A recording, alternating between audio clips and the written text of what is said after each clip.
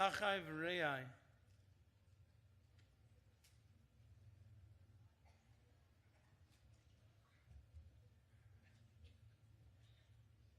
Reb Baruch of Munkach was a young Rebbe. He was the son-in-law of the Minchas Elazar. The Nazis rounded him up and put him on a cattle car to go to Auschwitz. A Gadol, another Rebbe, called in a bookbinder and told him, bring a chumash with you and bring your tools. I don't think it's me.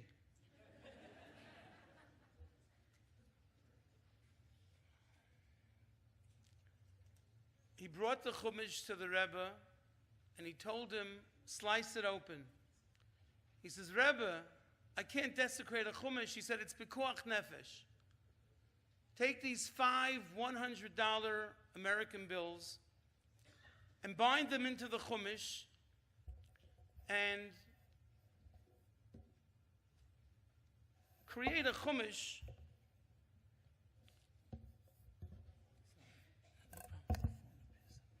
Phone up there?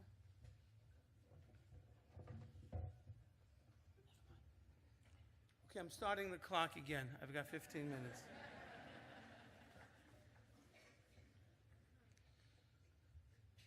Make that chumash look like its normal appearance. And then he turns to a yid who was Shainu Pirish, grew up in a Hasidic home but had lost his way and was no longer Shemesh Shabbos. Take this to the train depot and find Reb Baruch and give him this chumash and tell him what's inside. Now the Nazis, Yimach Shemam, had sealed the Jews in the cattle cars. There was absolutely no reason to guard the train. You've seen the pictures. You've seen the cattle cars. Barbed wire on top. And he starts calling, Reb Baruch, Reb Baruch. He's not on the first car. Reb Baruch, the second car, the third car, the fifth car. There were 60 cars slated for Auschwitz. And on the 60th car, this emaciated young Rebbe sticks his face through the barbed wire. And he says, Reb Baruch, the Rebbe sent this to you. And he whispers, there's money. It'll save your life.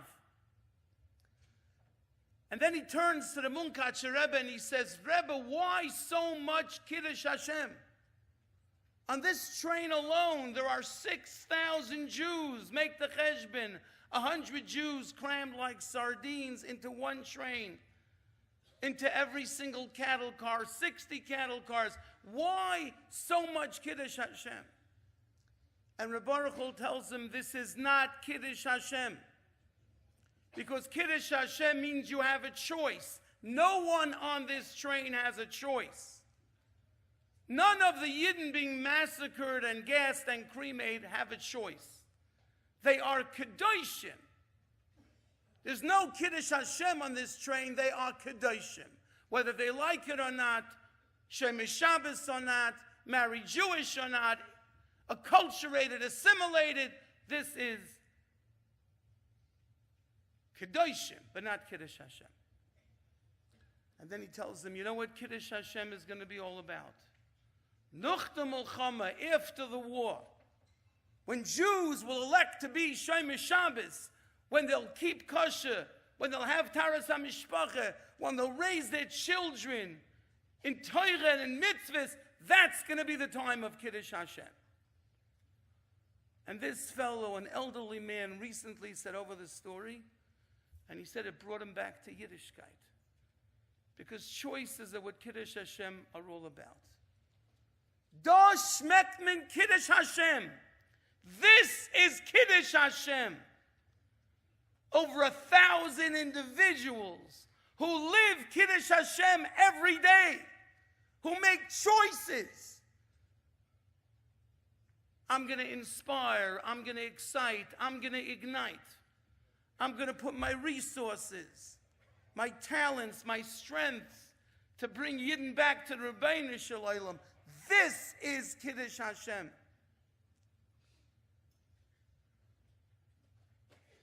The Torah Kedosha tells us that the women didn't sing Shira.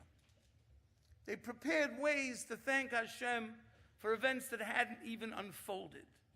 Choreographed dancing, musical instruments, and the ultimate, after the Shira of Moshe Rabbeinu, Miriam HaNeviah, Achois Aaron, says the Torah Kedosha, Miriam HaNeviah took the toif biyada, vatan lohem Miriam, shiru laHashem ki goigo, sus v'roich v'roma vayom. Now what does it mean that Miriam took the toif biyada? Of course it was in hand. You play the tambourine, the drum, not with your nose, but with your hand. And what's this heya yediyah hatoif, the drum? And why does it say Miriam HaNeviah, Achois Aaron? It should be Achois Moshe, Moshe Rabbeinu. V'yamidu b'Hashem u'v'Moshe avdoi. Moshe split the Yamsuf. Moshe gave the Torah. He's the major player, as I heard from my cousin Rav Zimmerman today. The concept of Moshe Rabbeinu. It should be Miriam Achois Moshe, not Achois Aaron. And Vatan Lahem Miriam, who was she answering? And why this pasuk? Shiru LaHashem, sing to HaKadosh Baruch Hu. Because the Jewish nation has been uplifted to the sky, and the Mitzrim have drowned. The Gemara in Soita and Daf Yud Beis Amud Aleph teaches us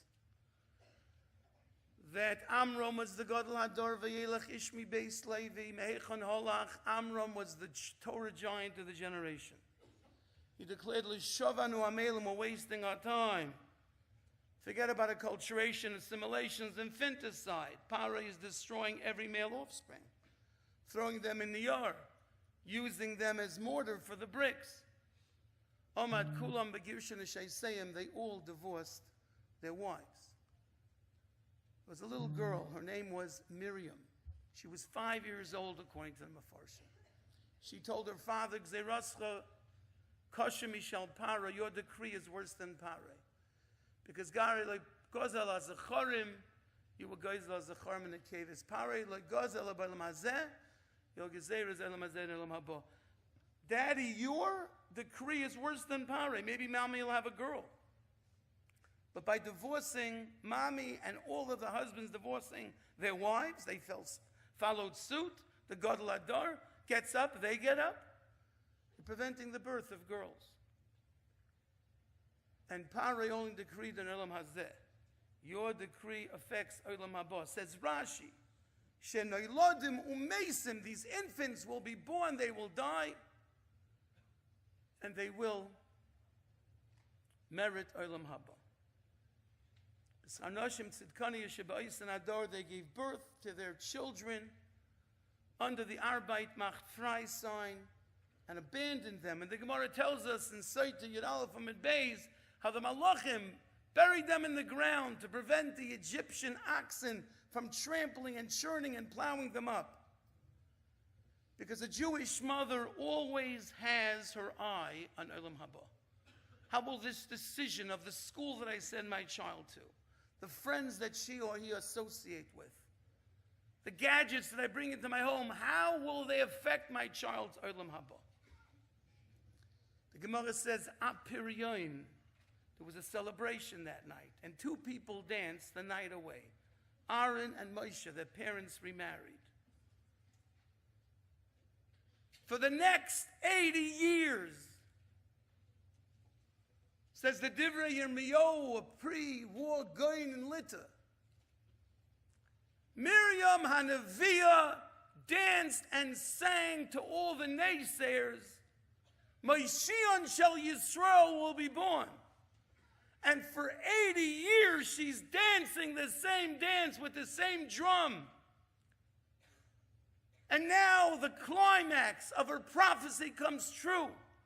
It's not Miriam Achois Moshe, he wasn't born yet. It's Miriam Achois Aaron. And this dance and this song was sung for 80 years. So now at the pinnacle of her fruition, her nevuah comes true. Bayan lohen Miriam. Batan lohen Miriam. She answers all the naysayers of all the years for the past 80 years. Shiru Hashem, now is the time to sing. Ki goy go, the Jewish nation has become incredible. Sus v'roich v'rama v'yam. In every generation, there are individuals that are beating the drum and prophesizing. Mashiach Yisrael is going to be born. Mashiach ben David, and we don't know which child is going to become Mashiach. Could be the most dysfunctional kid coming from Me'avi, with all the issues that David HaMelech had. That child is going to be Mashiach Shel Yisrael. It could be a neighbor, a friend, a relative, a co-worker. And in every generation, there are people beating the drum of Torah and of mitzvahs. And in our generation, it's you. You're beating that drum. You're telling all the naysayers that we're making a comeback. Yiddishkeit is making a comeback.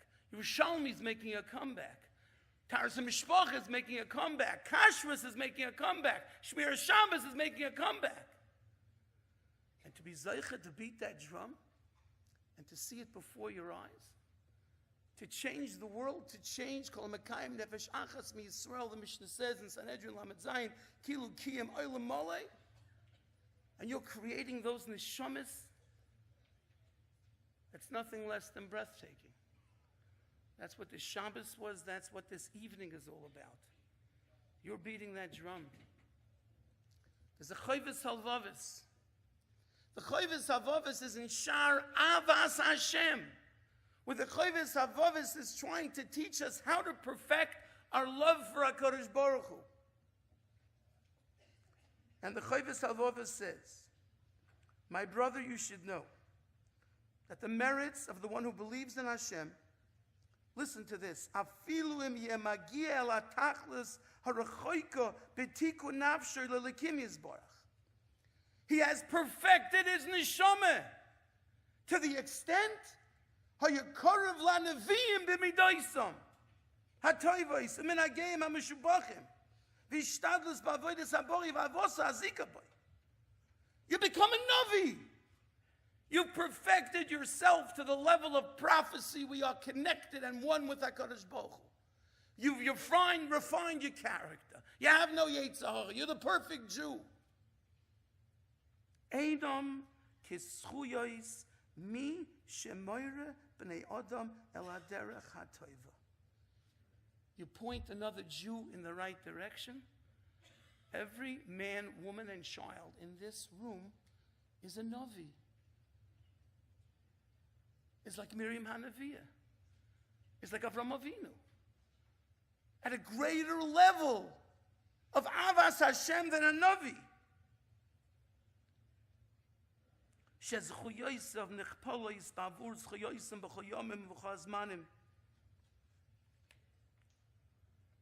It doesn't have to be perfection.